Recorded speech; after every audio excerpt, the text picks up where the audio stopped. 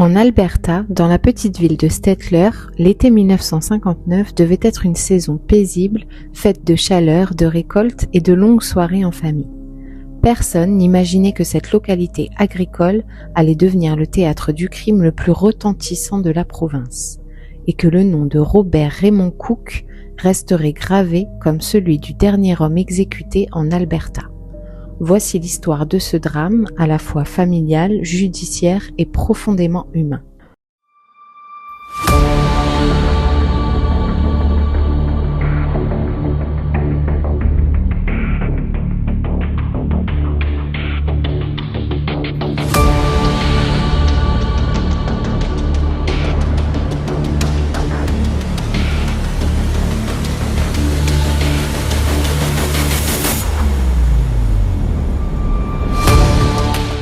Bonjour à tous et bienvenue dans ce nouvel épisode des Dossiers Romina. Avant de commencer, n'hésitez pas à vous abonner et activer la petite cloche pour être averti de mes prochaines vidéos. Robert Raymond Cook naît le 15 juillet 1937 à Anna, en Alberta. C'est un garçon intelligent, vif, mais aussi turbulent. Son enfance bascule très tôt. À l'âge de 9 ans, il perd sa mère. Cette disparition marque un tournant dans sa vie. Peu après, son père Raymond Cook, veuve d'une quarantaine d'années, épouse Daisy May Gaspard, une institutrice locale. Robert ne s'entend pas avec sa belle-mère et vit mal cette recomposition familiale. La famille s'installe à Stettler, une petite ville agricole. Dès l'adolescence, Robert manifeste un goût prononcé pour la transgression. À 10 ans, il commet déjà un premier vol de voiture. À 14 ans, il est arrêté et incarcéré pour vol qualifié. C'est le début d'un parcours marqué par les détentions répétées, les fugues et les séjours dans les centres pour jeunes délinquants.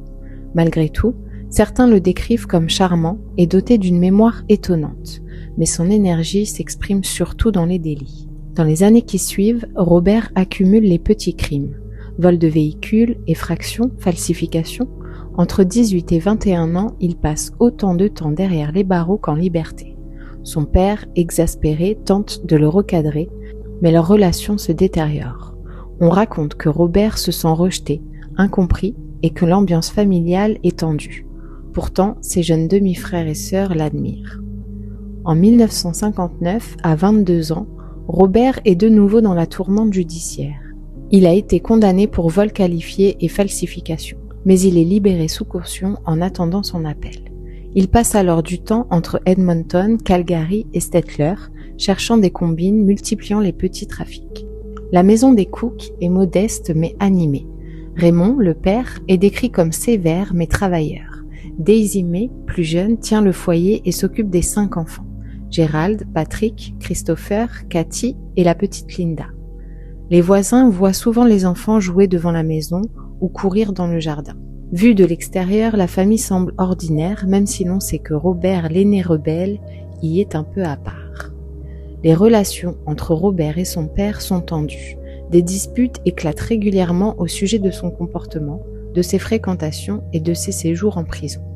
Robert se sent jugé, humilié, et certains pensent qu'il nourrit une rancune profonde. Mais personne n'imagine qu'un conflit familial puisse déboucher sur une tragédie pareille. Dans la nuit du 25 au 26 juin 1959, 7 membres de la famille Cook sont assassinés dans leur maison de Stettler. Raymond Cook, le père, et Daisy, la belle-mère, sont abattus au fusil de chasse à double canon. Les 5 jeunes enfants, Gerald, Patrick, Christopher, Cathy et la petite Linda, âgés de 3 à 9 ans, sont frappés à mort, probablement avec la crosse de l'arme. Tous sont retrouvés en tenue de nuit, ce qui laisse penser qu'ils ont été attaqués dans leur sommeil. Le 27 juin 1959, Robert est interpellé après avoir tenté d'échanger la Chevrolet familiale contre une voiture plus récente en utilisant de faux papiers. Dans la voiture, la police découvre des documents personnels appartenant au Cook, certificat de naissance, papiers officiels. Ces découvertes intriguent les enquêteurs qui décident de se rendre à Stettler. Le lendemain, le 28 juin 1959, en fouillant la maison familiale, ils découvrent l'horreur. Les 7 corps sont dissimulés dans la fosse de graissage du garage. l'affaire prend aussitôt une ampleur provinciale. La scène est macabre. Le sang est visible sur les matelas des chambres, confirmant que les victimes ont été attaquées dans leur sommeil. Le fusil de chasse retrouvé sur place devient la pièce centrale de l'accusation. Mais d'autres éléments intriguent. Une chemise blanche tachée de sang, marquée du nom Ross, ne correspond à aucun membre de la famille. La défense soulignera longtemps ce mystère. Les policiers examinent aussi la chronologie. Robert a été vu en train de conduire la voiture familiale après la date présumée des meurtres. Pour l'accusation, cela prouve sa responsabilité. Pour la défense, c'est une coïncidence troublante, mais pas une preuve directe. Le premier procès s'ouvre en décembre 1959.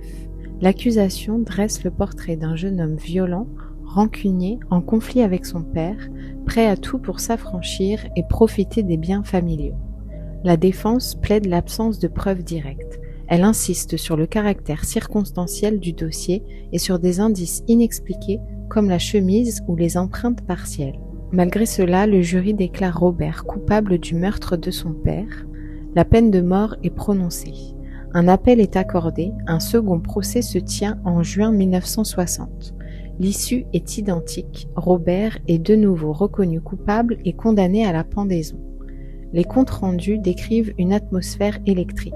La salle d'audience est comble, la presse locale suit chaque mot et le public se divise entre horreur et doute. Entre les deux procès, un épisode spectaculaire captive l'Alberta.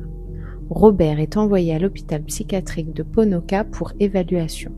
Il parvient à s'évader, déclenchant une chasse à l'homme gigantesque. Pendant plusieurs jours, policiers et volontaires ratissent la campagne. Robert vole une voiture, provoque des accidents et finit par être repris dans une ferme près de Bachau. Cette fuite renforce son image de fugitif dangereux aux yeux du public. Mais pour ses défenseurs, elle témoigne surtout d'un désespoir immense, puisque Robert a fui pour se recueillir sur les tombes de sa famille. Après l'échec de ses appels et de sa demande de grâce, Robert Raymond Cook est pendu le 15 novembre 1960 à la prison provinciale de Fort Saskatchewan. Il a 23 ans et devient ainsi le dernier homme exécuté en Alberta. Jusqu'au bout, il proclame son innocence. Dans un poème écrit en détention, il affirme qu'il n'a pas tué sa famille et demande que la vérité soit un jour rétablie. Ce texte est devenu emblématique pour ceux qui doutent de sa culpabilité. En voici un extrait. J'ai entendu parler de la justice, mais où peut-elle être? J'ai regardé dans le dictionnaire, voilà, la voilà. Quand j'ai fait venir mon avocat, il a simplement secoué la tête. La justice ne viendra que longtemps après votre mort. Alors vous, peuple du monde, prenez en note. C'est un meurtre quand l'innocent meurt au bout d'une corde. L'affaire Cook a bouleversé l'opinion publique. Les journaux locaux rapportent la stupeur des habitants de Stettler, incapables d'imaginer un tel massacre. Certains voisins se rappellent les enfants jouant devant la maison quelques jours plus tôt. D'autres se demandent comment un fils aîné a pu en arriver là. Avec le temps, le doute s'installe. Les preuves étaient-elles assez solides? La chemise Ross appartenait-elle à un autre suspect? L'enquête avait-elle été menée trop rapidement sous la pression d'un public choqué? Les juristes, historiens et écrivains qui se sont penchés sur l'affaire ne sont pas unanimes. Plusieurs livres ont exploré ce drame. The Cook Murder Case de Frank Anderson, factuel et détaillé. The Work of Justice de Jack Peckover, centré sur le système judiciaire.